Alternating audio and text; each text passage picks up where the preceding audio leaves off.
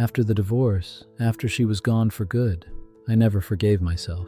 Everything fell apart. I wish I had appreciated her instead of comparing her. My name is Michael. I'm 73 years old, and I want to tell you something I've never said out loud to anyone.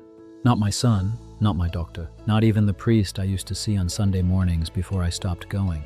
I spent 40 years wishing I had done things differently, and the one time I finally started, it was already too late to matter the way I thought it would. This isn't exactly a story about regret. I don't even know what to call it. Maybe it's just the truth about a man who kept putting things off, until putting things off became who he was. Her name was Diane. We met when I was 26. She was patient with me in a way I never deserved and never acknowledged. I was always looking sideways at other men's lives, their careers, their confidence, their ease with people. I compared everything.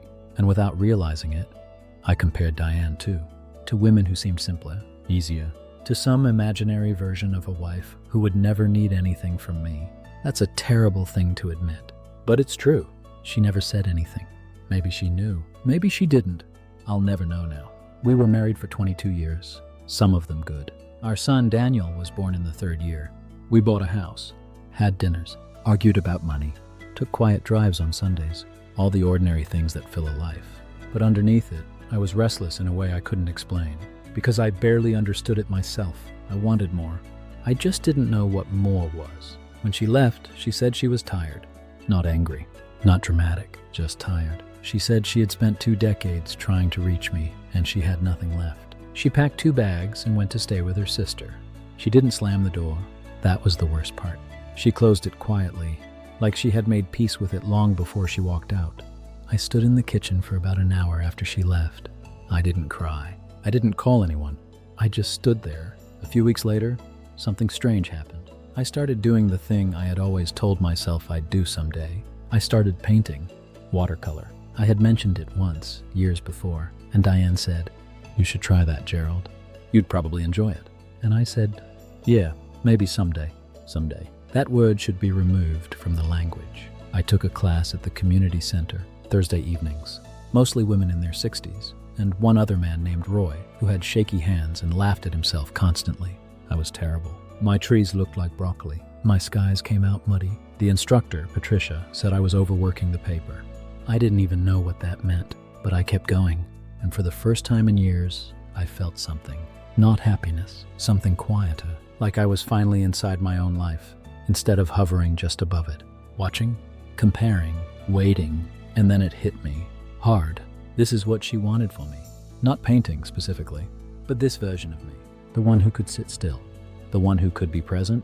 The one who could try something and not turn it into a measurement of his worth. She saw that man in me long before I ever did, and I waited until she was gone to become him. I called her once, about 4 months after the divorce. No speech. I just called. She answered. I said I started painting. There was a pause. She said, "I know. Daniel told me." Another pause. Then she said, "I'm glad, Gerald." Not warm, not cold, just honest. That was the last real conversation we had. She remarried a few years later. A man named Stuart, grows tomatoes, goes to bed early, never made her feel like she was chasing something that kept moving. I don't know him. I don't need to. And I don't hate him. I still paint on Thursdays. Roy passed away 2 winters ago. Patricia retired. There's a new instructor now. Younger, plays music while we work. Says things like, "Trust the process." I find it irritating, but he's probably right. My paintings have gotten better. Not good, but better. I've got about 30 now, some framed, some not, stacked in what used to be the spare room. Daniel came over last Christmas, stood in that room for a while. Then he said, "Dad, these are actually pretty good." I told him they weren't. He said, "No, I mean it." That meant something. But here's what I want to say to you. Whoever you are, whatever age you are, don't convince yourself the thing you want to do is less important than what you think you're supposed to be doing. I spent the best years of my marriage inside my own head, comparing, calculating, waiting for something to make me feel like my life was worth fully living. It was worth living the whole time.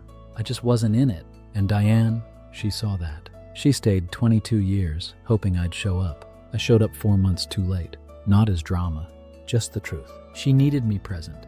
I gave her a man who was always almost there, always about to become someone, always planning for someday, while the actual days kept passing. If I could speak to the man I was at 35, standing in the kitchen on a Saturday morning, too restless to sit, too proud to admit he didn't know why, I'd say this: whatever you keep putting off, the thing you think is small or silly or for later, do it now. Not for some future version of you. Do it while the people who love you can still see you do it. That's all I've got. The painting on my table right now is a mess. A harbor scene. The water looks nothing like water, but I'll go back to it tomorrow morning. I've got nowhere else to be.